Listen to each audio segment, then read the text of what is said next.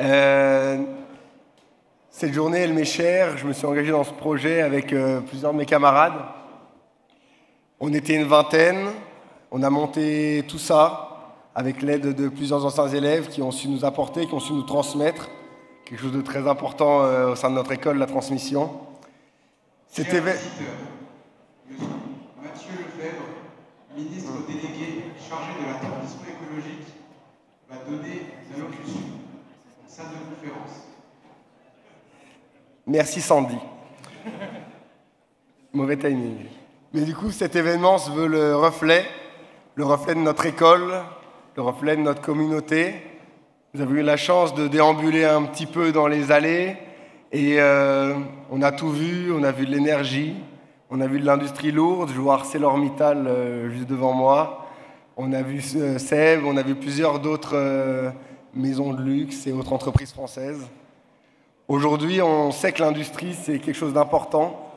Et pour nous, l'école des arts et métiers, c'en est le représentant, le porteur, les ingénieurs de demain qui sauront la remettre de l'avant, la faire avancer et la remettre à sa place qu'elle a été par le passé.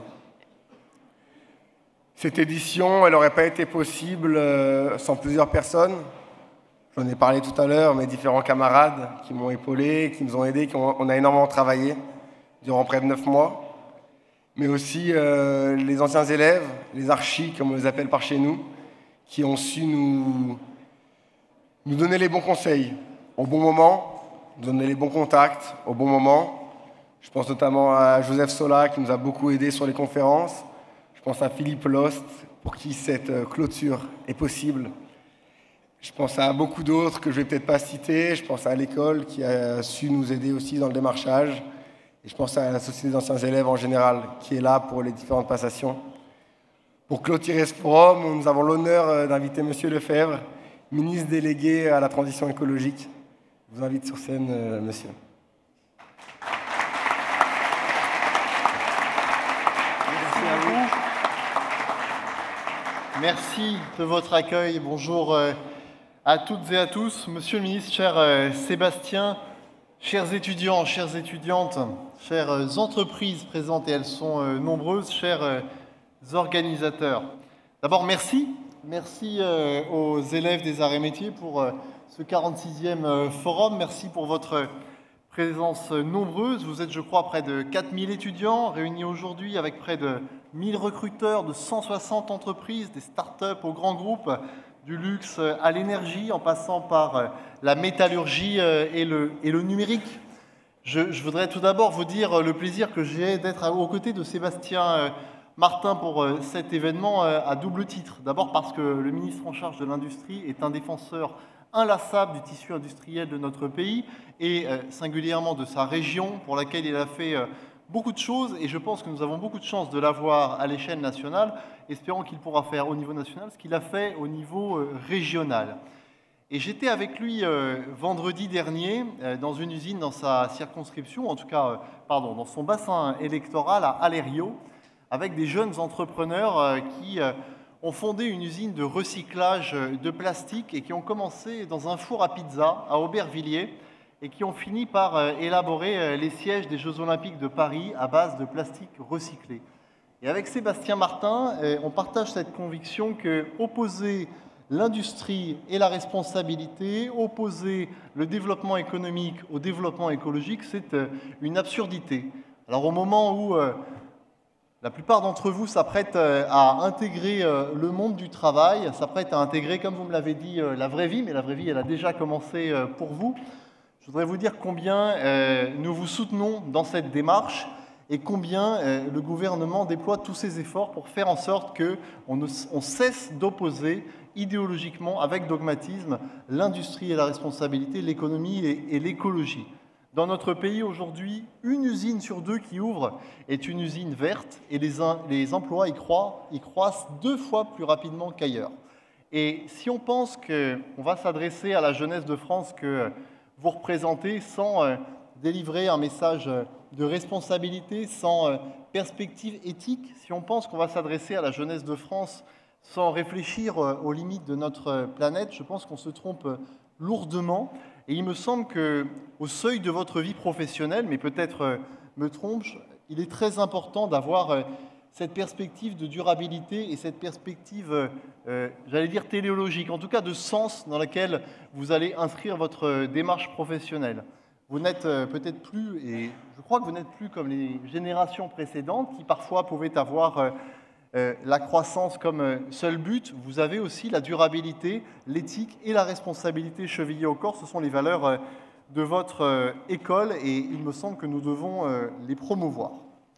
Et avec Sébastien Martin, nous partageons aussi ce constat que si on pense que la croissance de demain sera une croissance carbonée, si on pense qu'on va pouvoir poursuivre comme avant, on se trompe également lourdement. D'abord parce que quand on regarde nos concurrents, les États-Unis et la Chine, ne nous ont pas attendus et n'ont pas attendu les Européens pour investir massivement dans l'industrie verte. Et l'inaction, qui serait celle des pouvoirs publics, serait coupable.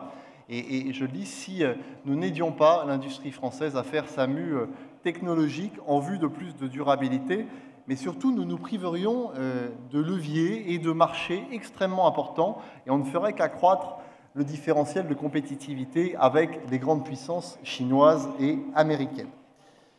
Mais, mesdames et messieurs, je voudrais vous dire également à quel point ce que vous montrez ici souligne qu'il n'y a pas de fatalité en matière d'écologie et de responsabilité. Les discours politiques dans le contexte géopolitique et international que nous connaissons ne sont pas favorables à la responsabilité, à la durabilité, mais ils ne changent rien à la course contre la montre climatique qui est déclenchée. On peut nier l'évidence du changement climatique. On peut penser qu'en sortant des accords de Paris, cela n'aura aucune conséquence sur la planète, mais je crois fondamentalement que le réel nous rattrape toujours, et le réel, c'est vous qui allez le façonner, mesdames et messieurs, et je sais que vous serez animés d'une profonde conviction pour faire en sorte que l'industrie de demain, les emplois de demain, la planète de demain que vous allez confectionner soit respectueuse des limites de l'environnement et qu'elle prenne attache sur les ressources disponibles pour les développer et pour faire en sorte que nous atteignions un modèle de croissance qui soit un modèle de croissance respectueux des limites de la planète. Un mot également pour vous dire à quel point j'ai bien conscience que les entreprises qui sont ici ont besoin de simplification. Le ministre de l'Industrie y travaille ardemment et je voudrais vous dire à quel point la simplification, ça n'est pas le contraire des exigences environnementales.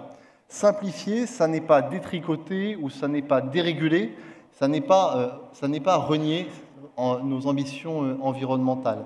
Simplifier, c'est faire en sorte qu'on passe d'une culture du contrôle des chefs d'entreprise, que vous serez peut-être demain, à une culture de l'accompagnement du chef d'entreprise, avoir une administration qui est tout au long de la vie de l'entreprise, qui l'aide. Et je sais que les administrations dont le ministre a la charge et dont j'ai la charge sont à votre disposition, à la disposition des entrepreneurs que vous serez pour vous aider à vous développer sans rien renier des exigences environnementales qui sont les nôtres. La bureaucratie, c'est à la fois l'ennemi de l'écologie, mais c'est aussi l'ennemi de l'économie. Et je le dis avec un peu de gravité au moment où des industries extrêmement peu durables, où le tout jetable fait son retour dans les grands magasins parisiens. Nous avons besoin de vous, de votre génération, pour nous aider à bâtir ce monde-ci. Et nous ne le ferons pas sans l'énergie que vous représentez. Donc je vous remercie pour votre accueil. Merci, Monsieur le Ministre, pour ta présence, cher Sébastien. Merci à Philippe Lost, que je connais d'aventure campinoise dans ma circonscription, pour son invitation. Bravo à toutes et à tous. Et avant de vous jeter dans le grand bain de la vie professionnelle, sachez une chose, me semble-t-il, c'est que la réalisation par le travail est d'autant plus importante qu'on met du sens dans ce travail. Et avec les industries responsables qui sont ici présentes, avec la politique de votre école, il me semble que la responsabilité a de longs jours et de longues heures devant elle. Merci beaucoup.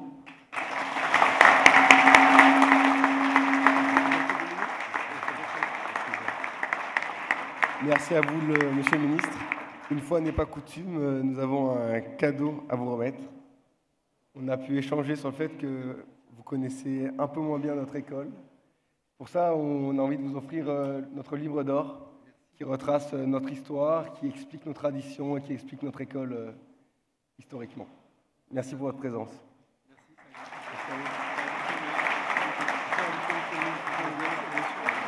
Monsieur le ministre, vous venez pour une photo. Philippe, tu viens également. Et puis, on invite les différents partenaires, Monsieur Champanet, Stéphane Gors, Aurélien Herbert.